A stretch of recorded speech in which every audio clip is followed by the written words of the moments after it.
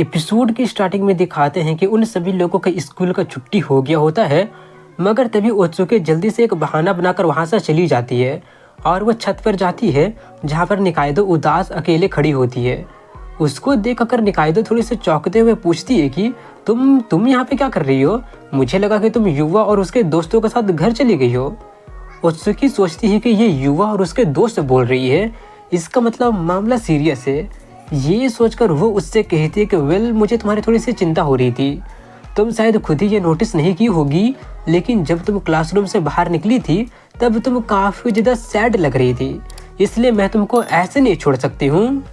उसकी बातें सुनकर निकायदो जल्दी से अपना मुंह दूसरे तरफ कर लेती है और कहती है ऐसा तो कुछ भी नहीं है। तभी ओत्सुकी उससे पूछ लेती है कि तुम्हारे पास युवा के लिए फीलिंग्स है ना? अब ये सुनकर निकायदो फिर से चौंक जाती है और फिर से दूसरे तरफ मुंह कर लेती है, जो देखकर ओत्सुकी मुस्कुराते हुए कहती है कि तुम्हारा चेहरा काफ़ी ज़्यादा लाल हो गया है। वहीं पर निकायदो वैसे ही नर्वस होते हुए कह रही होती है कि ऐसा नहीं है कि मेरे पास उसके लिए कोई फीलिंग वीलिंग है, बल्कि मुझे बस उसके साथ वक्त बिताना अच्छा लगता है।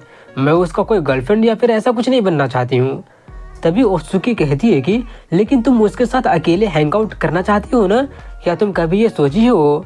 वो कहती है मैं कभी कभी ऐसा चीज़ों के बारे में सोच लिया करती हूँ, जैसे कि उसके साथ डेट पर जाना, ये सोचना कि वो किस तरह से हाई स्पिरिट के साथ में मुझे देखेगा।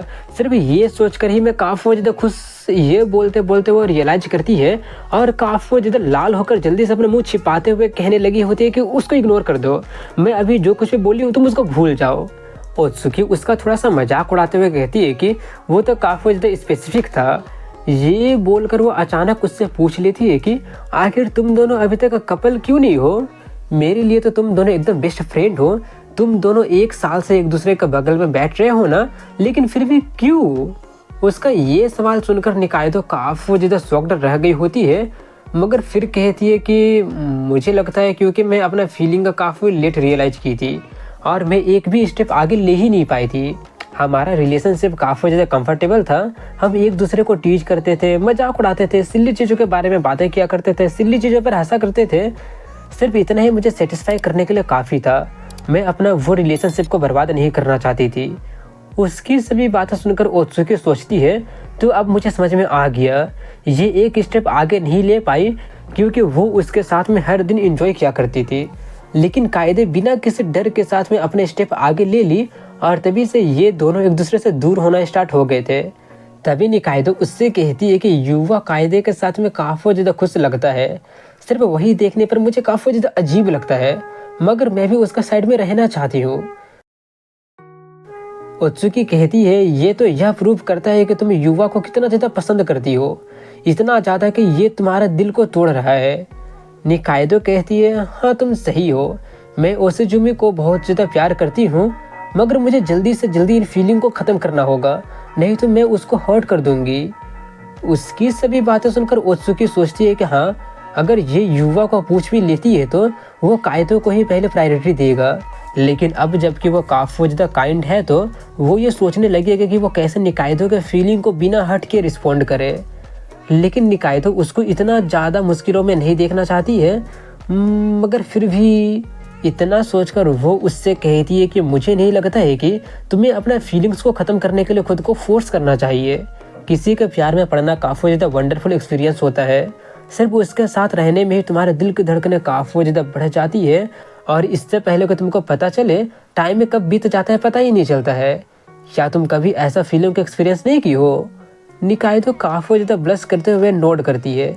वहीं पर ओत्सुकी मुस्कुराते हुए उससे कहती है कि जब तुम प्यार में होते हो तो रजिस्ट करना काफ़ी ज़्यादा मुश्किल होता है, इसलिए अपने फीलिंग को अंदर में दबाकर मत रखो। मुझे नहीं लगता है कि तुमको बहुत ज़्यादा कोशिश करने की ज़रूरत है, सिर्फ चीज़ें जैसे चल रही है वैसे ही चलने दो। मुझे पता है कि ये थोड़ा सा पेनफुल और काफ़ी ज़्यादा डिफ़िकल्ट होने वाला है, लेकिन तुम अपना टाइम लेकर सब कुछ धीरे धीरे सॉर्ट आउट क्यों नहीं कर लेती हो? तुम फ्यूचर में किसी ऐसे से ज़रूर मिलोगी जिससे तुम युवा से भी ज़्यादा प्यार करोगी। उसकी सभी बातें सुनकर निकायदो कहती है कि अब मैं समझी, मुझे अपने फीलिंग को दबाकर नहीं रखना चाहिए, लेकिन यह काफ़ी ज़्यादा सरप्राइजिंग है कि तुम इतना ज़्यादा क्रूएल चीज़ कहोगी। प्यार के साथ वक्त बिताना तभी ओत्सुकी कहती है, अगर तुम कभी लोनली फील करोगी तो मुझसे कहना, मैं बातें करने के लिए हमेशा अवेलेबल रहती हूँ। उसके लिए निकाइदो उसको थैंक्स कहती है। अब इसी के साथ में अगले सीन में दिखाते हैं जहाँ पर युवा और कायदे चीयर्स करके जूस पी रहे होते हैं और युवा काफी ज़्यादा खुश होकर बोल रहा होता है कि फाइनली सब कुछ खत्म हो ही गया। उसकी सभी बातें सुनकर कायदे उसको देखते हुए कहती है, ये तुम क्या बोल रहे हो? ये बोलकर वो अपने होंठ को जीभ से चाटते हुए कहती है कि मजा तो अभी शुरू ही हुआ है। अब इसके बाद में युवा अपने आप को बाथरूम में पाता है जहाँ पर वो चिल्ला रहा होता है, काकर यहाँ पर मैं क्या कर रहा हूँ? तभी कायदे उसके पास में एक काफी ज़्यादा टाइट स्विम सूट पहनकर आते हुए कहती है कि मैं तुमको पहले बहुत बार एक्सप्लेन कर चुकी हूँ ना कि ये तुम्हारा रिवॉर्ड है। अब जबकि तुम अपने फाइनल्स में इतना ज़्यादा मेहनत किए हो और काफ़ी ज़्यादा अच्छा नंबर लाए हो तो मैं तुमको मसाज देने वाली हूँ। उसकी सभी बातें सुनकर और उसको उतना ज़्यादा टाइट फिटिंग स्विम सूट में देखकर वो काफ़ी ज़्यादा ब्लश करते हुए पूछ रहा होता है, आखिर तुम्हारा ऐसा आउटफिट, आखिर तुम ऐसा आउटफिट क्यों पहनी हो? वो काफ़ी ज़्यादा खुश होकर आगे बढ़ते हुए कहती है, ओ ये वाला, इस स्विम सूट को तो मैं अपनी मिडिल स्कूल में पहना करती थी। इतना बोलकर वो उसके करीब आते हुए कहती है, बताओ क्या ये मुझ पर सूट कर रहा है ना? युवा काफी ज़्यादा शर्माते हुए दूसरे तरफ पे मुंह करते हुए कहता, ऑफ कोर्स ऑब्वियसली सूट कर रहा है। ये सुनकर कायदे खुशी से और ज़्यादा साइन करते हुए कहती है कि मुझे इसके लिए मेरे बटलर को जरूर थैंक्स करना चाहिए क्योंकि उन्होंने मुझे इसको रिकमेंड किया था। चलो अब और बिना किसी कुछ बकवास के मैं तुम्हारा पीठ धोती हूँ। ये बोलकर वो उसका पीठ को धोना स्टार्ट कर देती है और पूछते, बताओ कि वाटर का टेम्परेचर कैसा है, ये ज़्यादा गर्म या फिर ज़्यादा ठंडा तो नहीं है ना? युवा वैसे ही शर्माते हुए कहता, नहीं नहीं ठीक है, बिल्कुल ठीक है, बहुत अच्छा फील हो रहा है। वो सुनकर कायदे उसको फोम से स्क्रब करना स्टार्ट कर देती है और अचानक उसको पीछे से हग कर लेती है और अपने संतरे को उसके पीठ पर प्रेस करने लगती है, जिससे शिवा अब और ज़्यादा शॉक्ड और एम्बैरस होते हुए पूछने लगता है कि ये तुम क्या कर रही हो? अब ये मत कहना कि तुम। कायदे उसको वैसे ही हग करते हुए सिडक्टिव वॉइस में कहती है कि हाँ तुम बिल्कुल सही समझे, मैं अपने संतरे का यूज करके तुमको मसाज करने वाली हूँ। ये बोलकर वो उसके कान को निब करने लगती है और फिर वो अपना काम स्टार्ट कर देती है और पूछते, बताओ मजा तो आ रहा है ना? युवा खुद को कंट्रोल करते हुए कहता, हाँ हाँ। जो सुनकर कायदे वैसे सिडक्टिव वॉइस में कहती है, तुम्हारे मुंह से ये सुनकर काफ़ी अच्छा लगा। और कुछ देर के बाद में युवा का हालत काफ़ी ज़्यादा ख़राब होने लगा होता है, मगर तभी कायदे कहती है कि तुम काफ़ी ज़्यादा क्यूट और डेज्ड लग रहे हो, तो चलो अब मैं सामने का धोती हूँ, तुम्हारे चेस्ट को धोती हूँ। ये बोलकर वो उसका चेस्ट और पेट को धोने लगती है और कुछ देर के बाद में वो कंप्लीट कर लेती है और जाते हुए कहती है कि तुम जाकर नहा लो और तब तक मैं भी खुद को वॉश कर लेती हूँ। मगर उसका बात को पूरा करने देने से पहले युवा उसके हाथ में से टॉवल को छीन लेता है और कहता है, कहाँ भागे जा रही हो? क्या तुम प्रॉमिस भूल गई क्या? उसके उस एक्शन से कायदे काफ़ी ज़्यादा ब्लश करने लगती है और पूछती, अब तुम मुझे वॉश करने वाले हो? युवा कहता, ऑफ कोर्स, जैसा तुम सोच रहे हो बिल्कुल वैसा ही होने वाला है, अब मेरी बारी है। कायदे उससे दूर होते हुए कहने लगती है कि नहीं, इसकी कोई ज़रूरत नहीं है। देखो, युवा कहता है, मुझे कुछ सुनाई नहीं दे रहा है, देखो ये बिल्कुल फेयर नहीं है कि हर बार तुम ही मुझे नर्वस करते रहती हो। चलो अब एक अच्छी लड़की बनकर चुपचाप बैठ जाओ। इसलिए कायदे वहीं पर बैठ जाती है और युवा टॉवल में शैम्पू लगाकर उसको वॉश करने ही वाला होता है कि तभी वो उसको वैसे देखते हुए सोचने लगता है कि ऐसे तो मैं इसको वॉश कर ही नहीं पाऊंगा। वो देखकर कायदे मुस्कुराते हुए कहती है कि तुम मुझे ऐसे वॉश नहीं कर सकते हो। ये बोलकर वो अपने स्विम सूट खोलते हुए कहती है, लो अब ठीक है ना? वो देखकर युवा काफ़ी ज़्यादा ब्लश करने लगता है, शर्मा जाता है, नर्वस होने लगता है। उन दोनों के दिल की धड़कनें काफ़ी ज़्यादा बढ़ गई होती है और कायदे उससे कहते हैं, क्या हुआ, तुम मूर्ति क्यों बन गए हो? क्या तुम मुझे वॉश नहीं करने वाले हो? क्या तुम मुझे छूना नहीं चाहते हो? अगर मेरी बात करो तो मैं चाहती हूँ कि तुम मुझे छुओ। युवा टॉवल को जोर से पकड़कर उससे कहता, ठीक है अब मैं स्टार्ट करता हूँ। मगर कुछ ही देर में कायदे उससे कहने लगी होती है कि तुम मेरे ऊपर के आर्म को कुछ ज़्यादा ही छू रहे हो, मुझे गुदगुदी हो रही है। युवा के दिल की धड़कनें अब और तेज हो जाती है, मगर वो उसको वॉश करना जारी रखता है और कुछ देर के बाद में वो उसको अच्छी तरह से वॉश कर देता है और उसका फ्रंट देखकर काफ़ी ज़्यादा नर्वस होने लगता है, मगर फिर भी उससे कहता, ठीक है अब मैं तुम्हारा फ्रंट को वॉश करता हूँ। ये बोलकर वो उसका पेट वॉश करने के लिए आगे बढ़ने लगता है, मगर गलती से उसका घुटने से उसका पेट टच हो जाता है, जिससे उसको बहुत ज़्यादा गुदगुदी होने लगती है, जिससे वो कहने लगती है कि इसकी कोई ज़रूरत नहीं है। मगर वहीं पर युवा को पता चल जाता है कि इसको बहुत ज़्यादा गुदगुदी होती है, इसलिए वो एक इविल स्माइल के साथ में उसको और गुदगुदी करने लगता है, जिससे कायदे उससे वैसा नहीं करने के लिए कहते रहते हैं कि प्लीज़ मत करो, रुक जा, वरना मैं बहुत ज़्यादा गुस्सा हो जाऊंगी। मगर वहीं पर युवा बिल्कुल भी नहीं रुकता है और कहता है कि अगर तुम गुस्सा हो भी जाओगी तो क्या कर लोगी, क्या तुम मुझे भी गुदगुदी करोगी?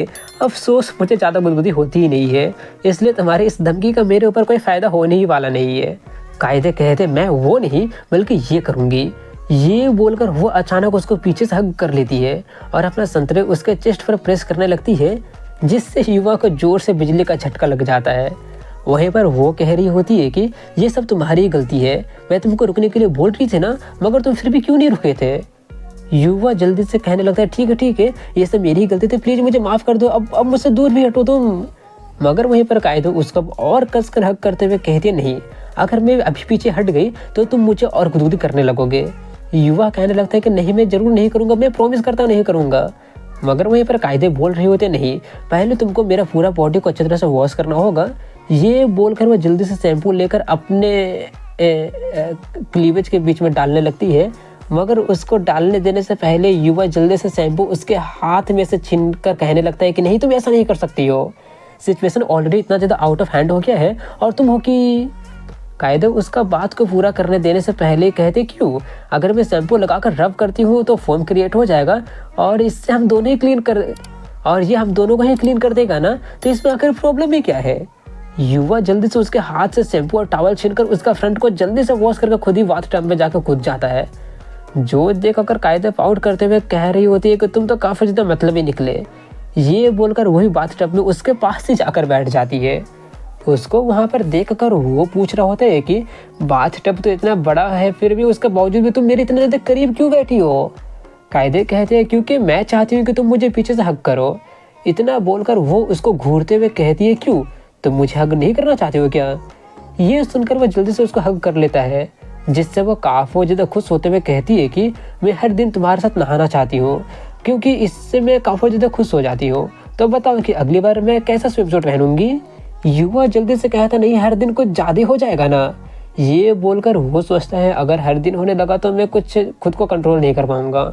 और इसी के साथ में यहीं पर से एपिसोड की एंडिंग हो जाती है। पता है वीडियो बहुत ज़्यादा छोटा है क्योंकि मुझे सर्दी हो गया है और रिकॉर्ड करने में थोड़ा तकलीफ हो रही है। तो मिलता हूँ अगले वीडियो में, तब तक के लिए हैव अ गुड डे।